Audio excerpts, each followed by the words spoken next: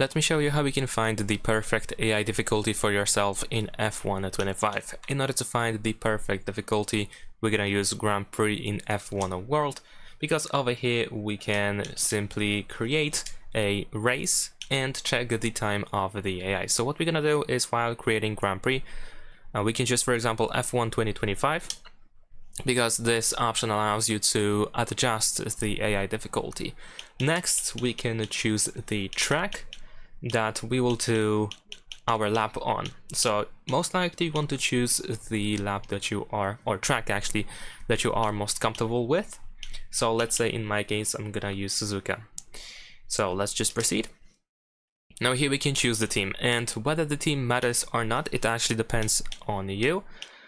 If you prefer to use equal performance, then of course the team doesn't matter that much. However, if you are looking for the AI difficulty for your career mode, then most likely you want to turn off the equal performance, and in this case the team selection matters. Not only that, the times of the AI also matter, and this is of course due to the fact that some teams have better cars and they are faster.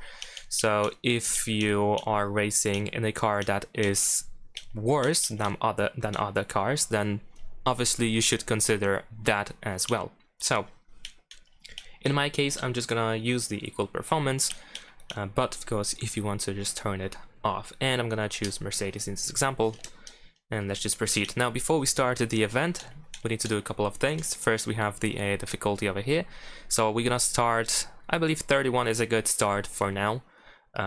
Later on we're gonna redo the Grand Prix and we can adjust the AI difficulty in order to see the time of the AI.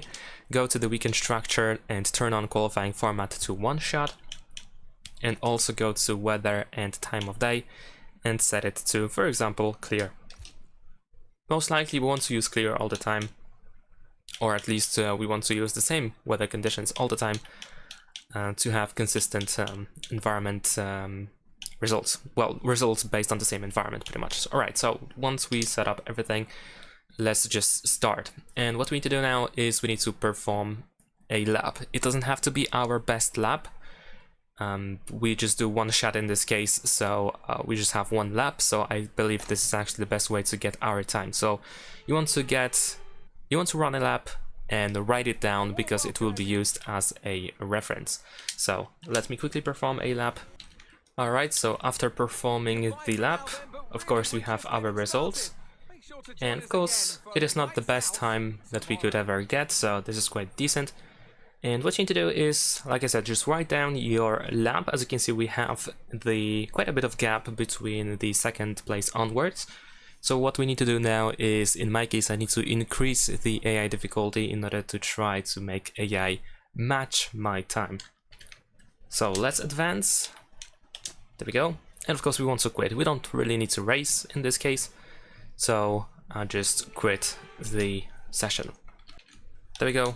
Let's just quit the main menu, and let's set up Grand Prix again. Alright, so let's choose Grand Prix. We can delete this one and let's create a new one. Of course we need to set up everything as it was before. So once again, the same track. We're gonna use the same team again.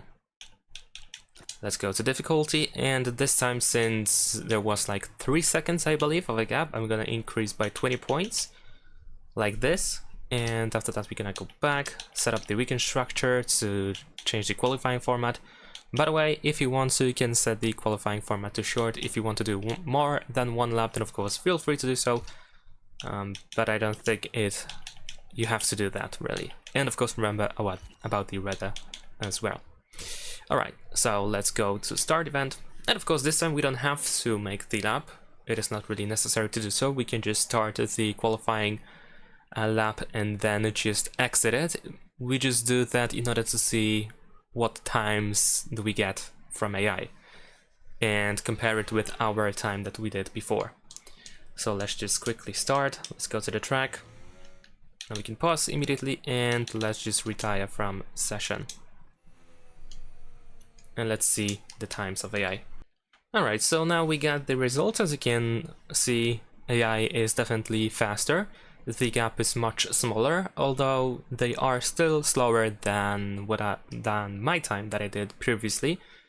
It's still pretty close, so now I can increase the AI difficulty just slightly, maybe just a couple of points, by a couple of points in order to make them just slightly faster again. But this is how we can find the perfect AI difficulty. And that's pretty much it. It can be quite inconvenient to just keep going all over again and create the Grand Prix all over again and again and again.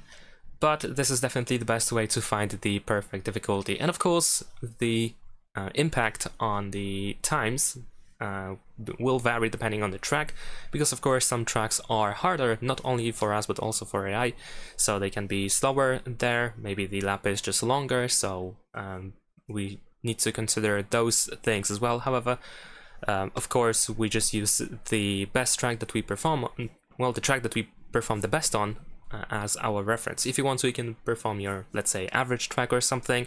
It's really up to you how you want to work it around.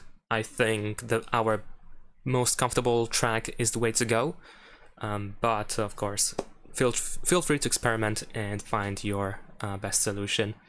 So that's about it. Thanks for watching, leave a like and subscribe.